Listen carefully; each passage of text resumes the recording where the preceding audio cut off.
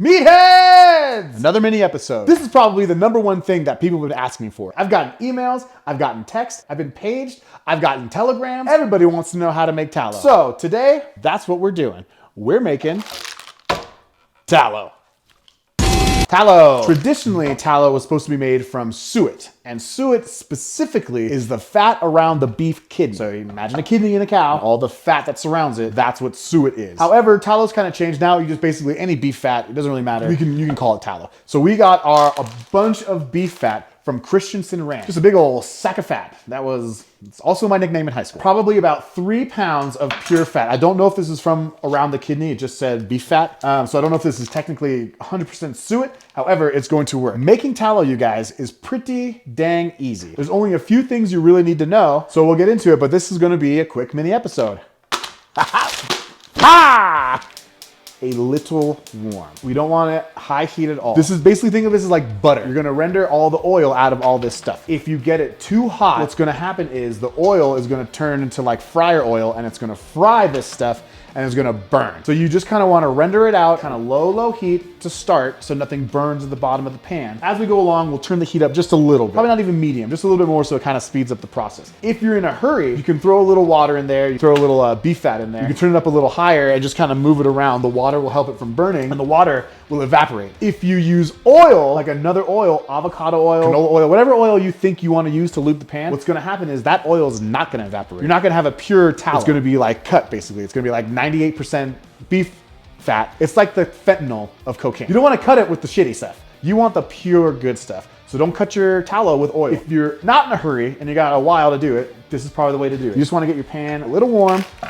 That'll do it. That'll do the pan. You don't want to throw it in all at once. It'll be too crowded in there and your top pieces won't render as good. But this is really good beef fat. Like, how beautiful that fat is.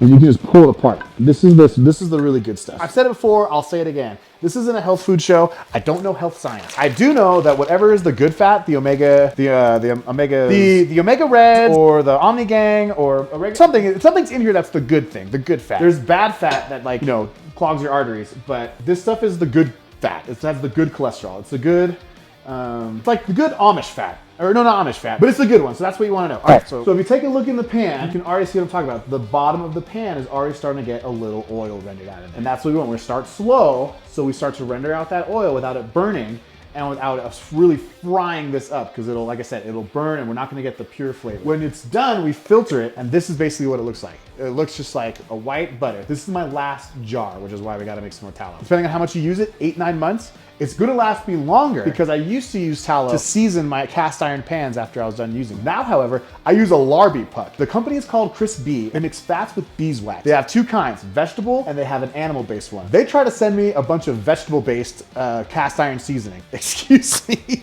Have you seen the show? But do you have anything that's animal-based? You got anything that will really speak to the meatheads and their cast iron pans? And they said, fuck yeah, we do, bucko. They didn't say it like that. They were a lot more professional. We got some. We'll send you over some and you try it. It's one of the best seasonings. It's easy to use, rubs right on. Number 2, it smells really good. It smells like a beehive, like beeswax. And number 3, I don't have to use my tallow for my cast iron pans anymore. If you want something for your cast iron pan, Crispy Puck or Larby Puck. That's the guy. Check him out. So another thing that's important is you don't want it to stick. That's how you're gonna burn stuff. So we got it on low, but you still kind of want to give it a little stir every once in a while, just so it doesn't really stick to the pan. Once we get the oil really kind of coated at the bottom of the pan, we can turn the heat up just a little bit and that'll start speeding up the process without frying it. That's the trick. You just don't want to fry your stuff because it'll burn. You can smell it too. I don't know if you can smell through your phones or your computers or however you're watching, but we can smell it here. And it just smells so beefy. It just smells like slow cooked beef. Almost like how McDonald's French fries used to smell when they fried them in beef fat. That's like this beef fat fried smell. Oh, I should fry some French fries in here, dude.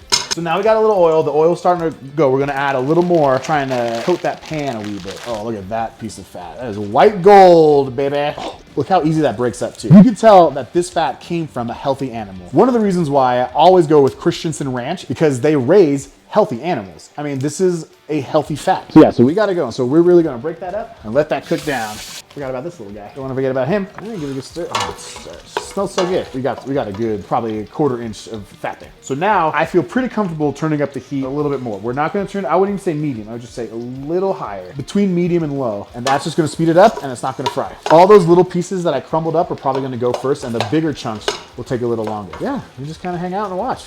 Beautiful sound. Stuff frying up. It's one of my favorite things to hear in the world. That's just the sound of delicious food, cooking. I mean, there's no point in trying to hide it anymore, right? Everyone knows. As the fat renders, it really like shrinks in size and it gets very like mushy. Basically all the, like the oil bleaching. As things start to shrink and make more room, we'll keep adding more tallow until we've added it all. But this should be enough tallow to last us through the harsh Colorado winter. Tallow is awesome for a lot of reasons, not just for cooking your food or seasoning your pans, which we don't do anymore. You can also use it to make a bunch of other stuff. I've seen people use tallow for a sunscreen base. One of the most popular ancient ways to use tallow is for wax candles. We might be making some of our own candles soon, so look out for the cooking meat tallow candle. So if you want to make it through the winter and have your house smell a little beefy, keep your eyes peeled for the cooking meat tallow candle. Coming soon to a pick and save near you. We got room for one more piece. See if we can break this up a little bit. Unless you've really cooked with fat before, you really don't understand like how good fat is. People also use suet for making savory pies instead of butter. Ooh, girl, you got a fat ass. So we just threw this piece of fat in there. It's still pretty white, still pretty together. You can see it's oily because it's gonna start to render down soon. Almost like a science class sometime. So that's all of our beef fat in. We're gonna wash our hands, clean up a little bit, and we just kind of give this a little stir, and I would say we got about an hour. And then we strain it, get all the bits of fat out. Sometimes you can save those chunks of fat. I'll save it and cool it off and give it to Snakebite. And she loves it. And it's so you can eat it too if you really want to. But. All right, checking back in. We are probably a little more than halfway done. You can see the oil has really rendered out. It's getting really goldeny delicious. We're not burning any of the fat. And you can see the fat is, even the big chunks have really rendered down a little bit. That's what we're looking for. So like I said, we probably let this go for another 20, 30 minutes.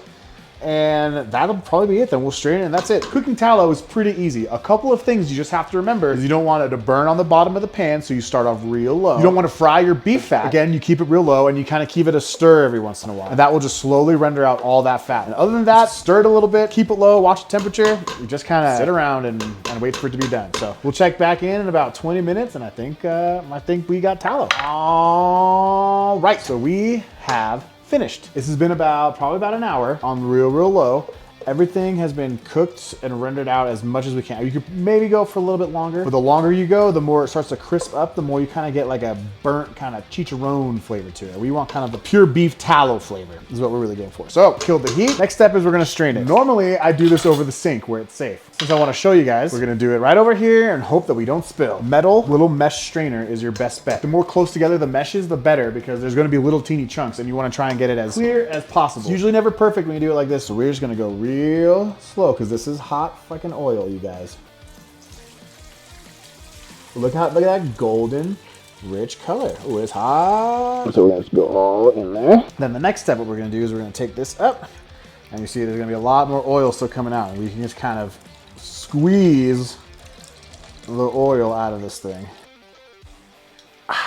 But there's always a lot more than you think. This fat, even after it's been rendered like this, it still has a lot of fat still in it. That's why you want a really fine wire mesh. If you don't have that and you're pushing all this through, you're gonna get big chunks in there. Because what happens if there's chunks in it is when you scoop it out to cook with, you're gonna find big chunks of like the suet or the beef fat. It doesn't make that much of a difference, but it's kind of like a visual thing. What you're left over is basically kind of like chicharron, except it's not crispy because we didn't go that far with it. We didn't want to really crisp it up because that would give the oil kind of a crispy flavor. But this is edible, and so what I do is I save this for Snakebite, my dog. Mix it in with a little bit of chow. She loves this stuff. It stays a very long time before it goes rancid, so you can store it at room temperature for months and months and months. I usually put the extra stuff in the freezer just to keep it frozen or whatever, but the jar that I'm using, like this has been sitting out on my counter for maybe 2 months now, my last jar. People used to preserve food in fat, and that's why we have that technique of confit, when you basically cook something in its own fat and then you store it in its own fat, because it would preserve it. All that fat keeps out bacteria and water and moisture and all that stuff that kind of makes stuff go bad. So this stuff will last a long time. That's why I was making a joke about it going through the winter, but this will last us a very long time. We can cook food in this and it will be not only good for you, delicious, but it'll be a little bit of flavor to it. There'll be